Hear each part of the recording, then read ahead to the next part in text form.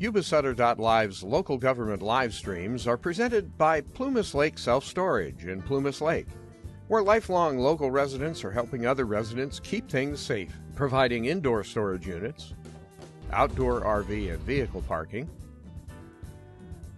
moving supplies, and Penske truck rentals. Details at plumaslakeselfstorage.com.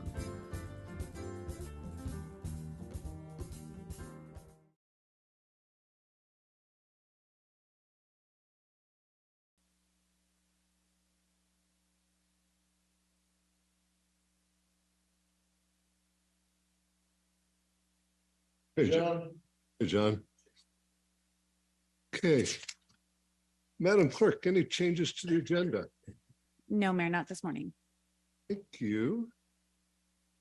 Okay, we're going to move into the single item on the agenda. It's an action item. All matters in this section of the agenda will be discussed, acted on individually.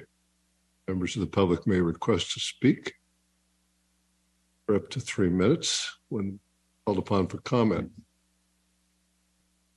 If you're here and like to comment, you can get a speaker's card. If you're online, raise your hand and you'll be acknowledged.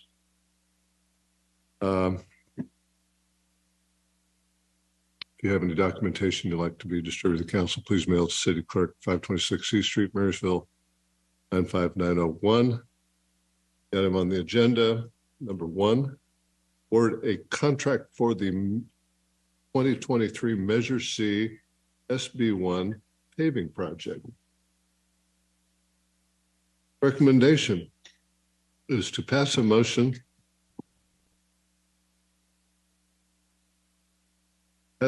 to 1, adopt a resolution, appropriately numbered resolution, awarding a contract in the amount of $3,336,937.60. Lehman Construction Company for the construction of the 2023 Measure C SB1 paving project, contract number 23-01, based on the improvement plans and contract documents. 2, authorize the city manager execute a memorandum of understanding with Yuba County cost sharing bid schedule E-14th Street. That's phase one, levee to railroad overcrossing, close paren, -FDR-C/overlay, and I'm sure that means something. And our contacts on this matter are City Manager, Mr. Jim Shad, and Public Works Director, Chenzo Kraza. Who's going to lead? Kraza. Hey. Kraza. Well, good morning, Nicole, if you could get the slides up. Good morning, City Council, Mayor, Vincenzo Carrazza, Public Works Director, and Jim Shad, City Manager. And we also have John Mallon, our City Attorney. We will be presenting you the item on the agenda today. City Engineer. I'm sorry, what did I say? Oh, my mistake. City Engineer, thank you. They're hard to distinguish. City Engineer, very good. Next slide, please. All right, the purpose of our presentation is to present to you the 2023 citywide paving project and request the council award the project to Lehman Construction for about $3.3 million. Next slide. Okay, a quick history of where we are. It was on June 6th. I was up here presenting to council their streets project update, and we explained to you the various types of funding for the streets. And then council took action on June 30th. You passed the budget, and in that budget was roughly $3.7 million allocated for our from general fund and SB1 funding for streets capital projects. And then on June 23rd, we went to advertise our 2023 Measure C SB1 pavement project. So I wanted to note that John Mallon, our city engineer, was already prepped. So once council approved the budget, he was ready to go out, and wanted to say kudos to John for getting that, because we know that the council has a high priority for streets paving, and we were ready to act once you gave us the budget. Next slide, please. Okay, so in that project, here's what we have for what we know as a base bid. So when we were looking at this, we didn't know what the contractor was going to bid the project on. Prices of materials and asphalt might be in flux. So we focused on a core where we said contractors bid on these items. And these are the segments of the city that we included in our base bid. You see mostly it's on East Marysville. There's Del Perro, there's 19th Street, and East 22nd, the first phase, Chime, there's Nadine and Johnson Avenue. So there's a map there. Next slide, please, next click. Okay, and what I'm gonna show you in green is what we call additive or add alternate or add alt. These are optional or contingency list segments that should the bids come in and we can look at it, and if they fit in our budget, we have the option to add them to the base bid. Next click. So the first added alternate is the phase 2 of East 22nd Street. Next click. And the second phase is our East 14th Street option. Next click. Third one is on A Street between 4th and 6th. Next click. And this one is Olson Court, which is pretty much the very end of Chime. And then final click. And the last option we have is on Glen Street.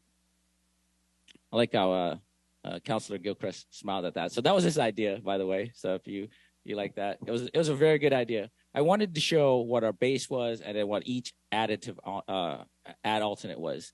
So we can choose of those 5 which one would fit into our budget. Next click, please. All right, so then the bids came in on this past Monday. At 2 o'clock, we had 4 bids: Lehman Construction, All American, Knife River, and the Silver Gates. These 4 consequently were the same 4 that bid on our 5th Street project as well. So a lot of them they operate around here, they're local, and they gave us really good bids. Next click. And just to compare that, our engineer's estimate was $2.7 million. So we had 2 bids that came in below that. So reminder, this is the base bid. It was everything that was in red that we wanted to make. So once we get the results, we could look at, oh, well, we had 2.6 million come in. What else can we do with our 3.7 million budget? And we looked at the 5 add alternates and decided, click please, that we could remove the phase 2 of East 22nd Street. So what you see here is our 7 segments of our base bid plus 4 of the 5 add alternates. One of the reasons we removed the phase 2 of East 22nd is because recently we had the SACOG grant for the modernization and maintenance that would cover phase 2 through 6 of East 22nd Street. So, and we got notified that SACOG is programming that segment for construction in fiscal year 25-26. And if we have some influence, Mr. Mayor, we could go there and kind of smooth a little bit and try to encourage them to bring the money further closer. So some lunch and coffee and whatnot with SACOG, Mr. Mayor. It's all right. I was distracted. I'm looking at these 2 bids. They're within 1/10,000th. Amazing. Absolutely amazing.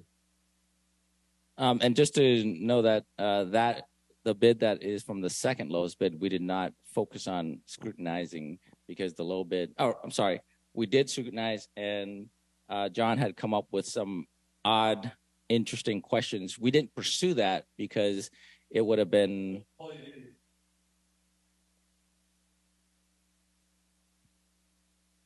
Pardon me, just sorry, real quickly, so that we might be able to have some back and forth in the flow here. Madam Clerk, is there anyone online with their hand up, be interested in discussing this? Not at this time. Thank you. And I think we can have some back and forth in real time here. Because it's defined in our specifications that all bids, they provide both individual unit costs, like $100 per ton for asphalt. And then they also provide a summary total of those items. And if there's a conflict between the unit price and the total, the unit price prevails. And there was a couple tabulation errors in the second bid summary. The price reflected is after we extended everything using the correct unit prices listed. So at the time we opened the bids, it was a $70,000 discrepancy between the two bidders. And then when we found a tabulation error in their bid, it moved it all the way to $210. So, I mean, they were tight either way. But yeah, that's what Vincenzo was mentioning. The sad part was their overall with the alternates, the second bidder was cheaper, but the award specifically you have to define what you're awarding the bid on prior to bidding, and it was on the base bid. So, but either way, they're very close in price on both. John, thanks for that analysis right there. I was trying to figure it out. I mean, correct me if I'm wrong. All American Construction, the current number 2 bidder, was the ones that did the 5th Street. Is that correct? Correct. And so you're saying the error in tabulations were the price per tonnage as they quoted to you? Oh, what it was actually on it was for striping on one of the streets. She moved the decimal place over one in one of the tabulations. So instead of being $7,875, it was $78,075. So then when we corrected that in the overall summary, it moved them that much closer to bids, which was very frustrating for All American that, you have that big of a bid and they missed it by $200. So that is okay. Well, thank you for that. Anybody else on this? I got more questions. Keep going. So Vincenzo, I see that you obviously understand why you pulled the second phase out on the 5 add-ins. With what we're talking about, the 3.3 that we're looking to do the whole project with, that's bringing in all of the 4 other add-ons, the Olson Court, the A Street, the extension off of 14th, and then I'm missing one. A Street. Glenn. So that 3.3 is going to take care of all those. Yes. Okay. That's what I want to say. So you haven't awarded the other half past 2.6. Well, nobody. We're going to do that today. Right. So it's the 2.6. The 2.6 determined who won. Now we looked at that and they said, oh, we sold you this base, F-150. Here's some other options that we can include. And so that's what we had these options included. So now the total price that we will award to Lehman is $3.3 million. And they're prepared to do these add-ons. Yes. When they did the base bid, they said, you know what, we have these 7, the core that you want, the base bid, we'll bid you this. And then if you want these add alternates, we'll give you these prices. So bearing change in market, those are the prices.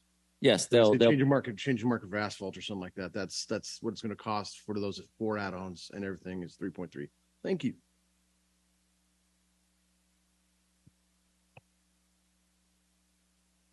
Vincenzo, first of all, how did you determine the location of, I believe that's Olson and the frontage road in the green, and then that entire area? Was that based on a previous study?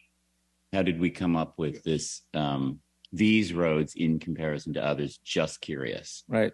And Jim and John, feel free to jump in.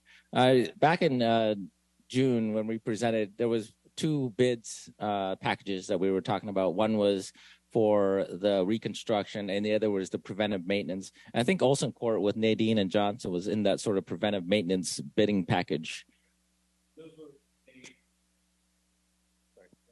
We originally selected a list of streets, and it's been in the mix for probably about 2 years now. And a lot of it has to do with the lower PCI and areas that can do it. And originally this was going to be part of what PCI. Oh, pavement, Thank you. Pavement Condition Index. Which is, but originally we were going to push for this area to be part of the CDBG grant, but it didn't meet the requirements for the low income. So we moved the CDBG project down to where it met the correct, what do you call it? Census tract. And then we slated this area for the next pavement project. And we were trying to focus the build off of, obviously 22nd Street's the main project that we're looking at. So we're trying to build out to the arterial or minor feeder that's Chime, and then the Johnson and Nadine that feed off of it. And obviously we're only doing the first segment of 22nd Street because the rest of 22nd Street will be constructed with the modern maintenance and modernization from SACOG. Thank you. Yes. The M&M grant. Great. My question really was for the public, for the residents, so that they can be we could refresh their memory as to how we determine these roads as opposed to others. I might want to jump. Thank you. Hard to see. A lot of it is based on PCI, but then we also looked at opportunities for paving using external funds. So external funds such as the SACOG grant. So no sense in spending our money if a grant is going to pay for it. So 22nd is that example. The CDBG, we didn't want to pave in that location because that CDBG grant will pay for it. And then we may have some other external funding coming in towards the high school, depending on how that process works. But the roads we're talking about are a combination that we selected are a combination of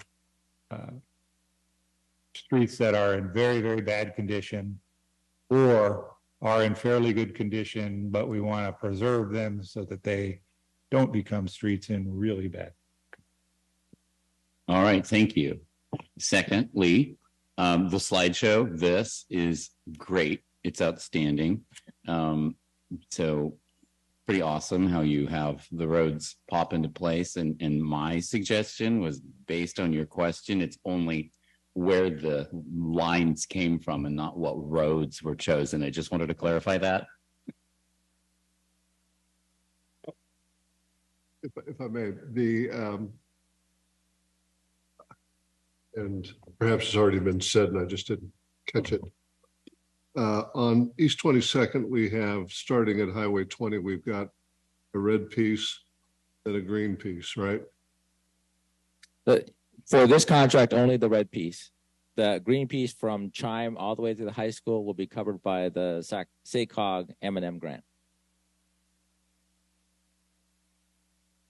Wait a minute. I thought that we got from the 2.6 to the 3.3 by adding in this green. We actually had to subtract the green. So beg your pardon? We had to subtract that green segment. That was add alternate 2, which is. Now I'm totally confused. I can try and simplify that. So we had 5 ad alternatives. Yes. Actually, if you click back, the animation will show that. Right. So and we had to remove that part. 1 to stay within budget. The one we selected was that second segment of 22nd because the SACOG grant will pay for that segment. No sense in spending our money on that segment if SACOG is going to fund it. Let me start. Let me see if I can get to a firm foundation. All of the red, that's the 2.6? Yes. Thank you. Now we're approving 3.3. Yes. What does the difference between 2.6 and 3.3, how is that represented up here? Is that all the green? All the 4 greens that are shown, yes. 3.3 covers all of green and red. Pardon me. I thought I saw 5 greens. Yes, we removed that, the 5th green, because it won't meet 3.3 million. We had to make what? It won't meet our budget of 3.3. So it's deducted. So the only piece of East 22nd that's going to be done is that short little stub there. So how are we going to get to the rest of East 22nd? Because that's been talked up for some time that we're going to do all of East 22nd. Right. That's up to you, Mayor. We were, well, There you go. I'm ready to explain. All the way from Highway 20 to Ramirez, and Yes. now it's not happening. No, it is. Please explain. This fall, we will construct phase 1 of East 22nd, which is SR 20 to Chime.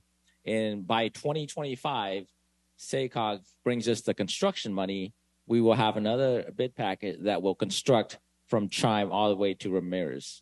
That is the SACOG grant that you voted on in the last April. Okay, so the SACOG grant Yes. does cover everything not covered by this program here. Yes. And I wasn't aware that the SACOG money does not become available until 2025. Yes, it's called programming. So they get a lot of federal money. I'm remembering. They gotta I'm remembering. program it. And I do want to explain, we reached out to SACOG and they gave us the 20 fiscal year 25-26 timeframe. But we will be working with SACOG to try and pull that in because depending upon how the other projects that they've awarded are ready, we may be able to get closer in line. No, that's right. They will make grants distributed everywhere. But if people aren't ready to go, they don't get the money. And if someone's ready to go, they get the money. Which we are ready to go, other than bidding it out, because we'll have to bid those sections out separately and meet the requirements imposed by the grant for bidding it out. Okay. Thank you. Took me a while, but I got there. Appreciate it. Okay. Through the chair, Sir, move to approve. I have a question first, please. Okay. please. I think I've brought this up before and I'm gonna bring it up again. I understand the thought process of doing Nadine and Chime and that, but those happen to be the newest streets in Marysville, and it doesn't seem to me like that would make much of an impact. They're also probably the lowest traveled streets. I don't know how much that refers to dollar-wise, and how much that would cover elsewhere, but it just doesn't seem like it's, in my opinion, that it's the most worthwhile area to be spending the money on. It's just a matter of an opinion. Okay. And what? Oh, fine. Those are the areas where we're just doing an overlay, not doing a like 22nd, Del Perro, and 14th. We're doing a full reconstruct on those. We're basically pulverizing the street and reconstructing. Nadine, Johnson, Olson, and Chime are just an overlay. So it's more preventative maintenance. And those are the areas where PG&E's just gone in and replaced the gas main in that area. And they did pavement repairs with the gas main, but there's still some areas that have failing. And you do mention that they're the newest, but they're also some of the thinnest structural sections of any of our streets. Mm-hmm. So they're at risk. Once they get what's called alligator cracking in the street, the water permeates through the road section, and basically that area is clay on hard pan. So the minute the water permeates through the road section, that clay underneath the street starts moving around and the street just falls apart. So that's part of the reason why we're trying to do a new surface that seals it in and eliminates the water getting underneath those streets. Because the minute it does, they just start blowing up. And that's the reason why we were starting there. Like I said, they're not a full reconstruction. That's part of what happens is if you don't seal them off, they turn into like what we're having on the east end of 22nd Street, where the road just starts disintegrating. And we also have some other smaller streets in that area that are doing it. We were kind of picking the ones that kind of are the collectors for the area as a starting point. Nadine's maybe not as much a collector as Johnson, but Chime and Nadine definitely kind of, all those smaller streets kind of feed into them and go out that way. So that was kind of the thought process. A lot of the areas in West Marysville have a lot thicker, more established section underneath, and the more of the problems that we have are more from trench cuts and the surface itself being undulated, as opposed to the road moving around because it's alligator cracking like we get in a lot of the areas out in East Marysville. Okay, thanks. Great, thanks, John. So if I understand correctly, even though those the sections recently just spoken to represent a significant portion in terms of street mileage or what have you, they represent a small portion of total dollars. There you go. Thank you. Less in those areas as opposed to where you're doing a full reconstruction. Understand. Thanks. And we have a motion on the floor. All second. Motion moved and seconded. All in favor? Aye. Madam Clerk, that is unanimous amongst the four of us. Thank you very much, guys. The work, John, and everything. And Excellent. Excellent. Excellent. It's good stuff. Thank you. It's very clever. And Decision while we're making. still online here, just as a quick piece of information, what's the timing on this, on the work that's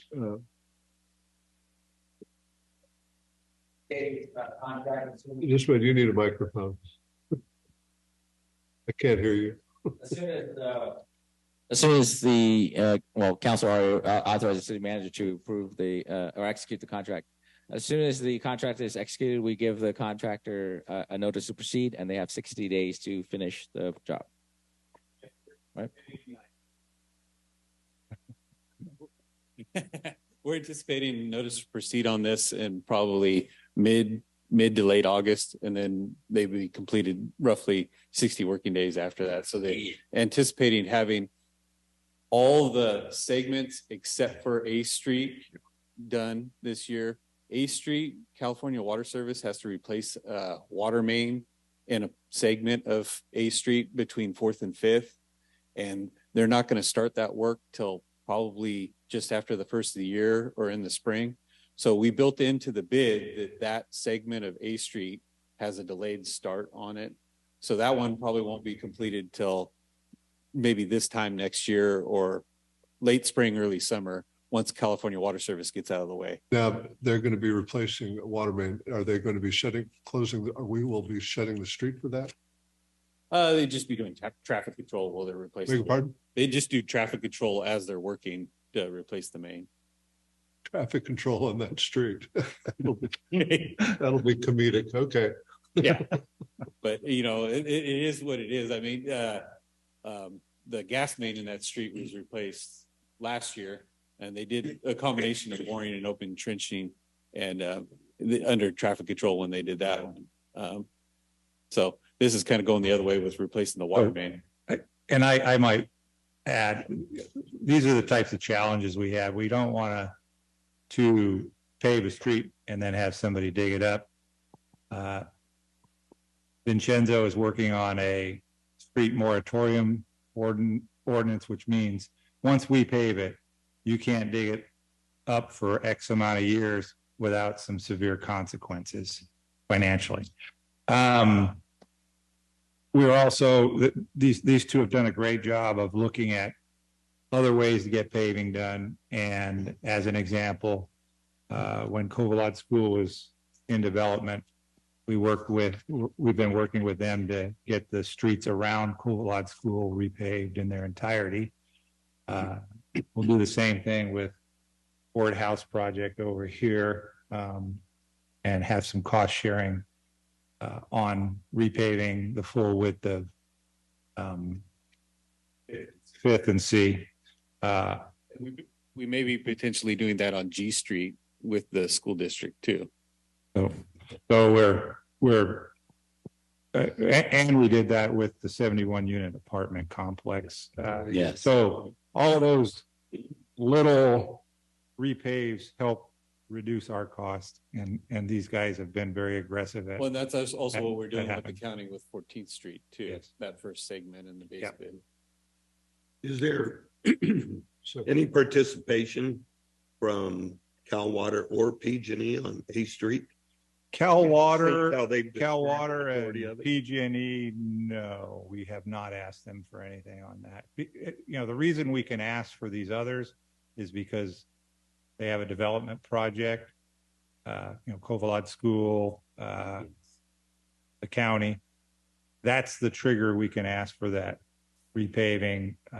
PG&E isn't really doing anything active, so it's very difficult to do. Now, Cal Water is obligated to correct the road, but only as part of their utility. One thing we did do with PG&E when they replaced that gas main, it was mainly a bore job, and they only had 4 pits and a small portion of open trench, and the road was already pretty much gone. Sure.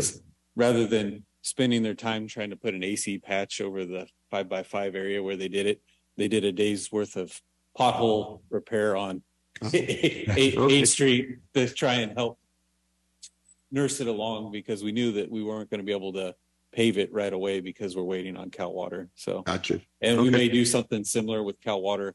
Well, they're depending on how long they're working on their water line project, have them do some maintenance on the road while they're on the project working with their additional ABN cutbacks so that they can smooth out the surface in the meantime. We're also pushing back with the Army Corps of Engineers on a haul route, and our encroachment and haul permit indicated that they need to do some repaving. Now, that is based on the fact that those trucks will increase the wear on our streets. So Now, is that a specific area? it is. Yes, that would be, it would be on A Street between the levee and 3rd on the west side of the railroad tracks. You know, A Street straddles it. It's like roughly 20 feet wide or 25 feet wide on the east side. They're running their haul trucks on the west side where it's only about 15 feet wide and in really poor condition. So we're telling them, if you're going to use that as a haul route, you're going to need to do something to it when you're done. And then also they're running down 3rd Street to get back to the state highway from that point. And the first segment of 3rd Street between A and B, it hasn't been overlaid, and it needs some love too. So that's where we're having them focus on that. And then any of the other areas where they're hauling, we're monitoring it. And if there's any damage incurred by the hauling, they have to repair that too. Gotcha. Thank you. I would, one suggestion I'd make is to amend your graphic and include the strip, the SACOG piece in a different color. And I think that way it's a full explanation and Yeah, Vincenzo can add blue. of everything we're doing. And it's really, even though this relates to the bid, Yeah. I would add that just for informing the public that that's in the works too. And then If you could just change that in that way. We could do that. I'm also from a suggestion from Councilor Hudson is I've been making a little brochure on East 22nd to educate the public on what we're doing there. So we can include that as well, saying segment 1 and then 2 through 6 is being funded by SACOG. Include the strip. One more. Sure. Kovalad, I'm assuming that was one of the top choices because it was also just an overlay.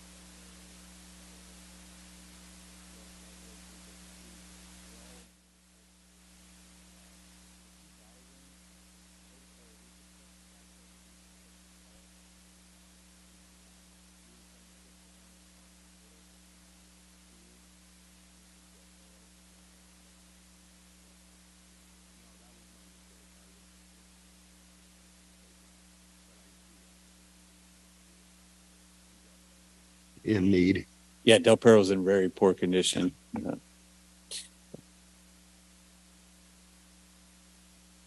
Okay. For the business, next regular meeting will be August 15th, 2023 at 6 p.m. and this meeting's adjourned. Even so. Yuba-Sutter.live's local government live streams are presented by Plumas Lake Self-Storage in Plumas Lake, where lifelong local residents are helping other residents keep things safe, providing indoor storage units, outdoor RV and vehicle parking, moving supplies, and Penske truck rentals. Details at plumaslakeselfstorage.com.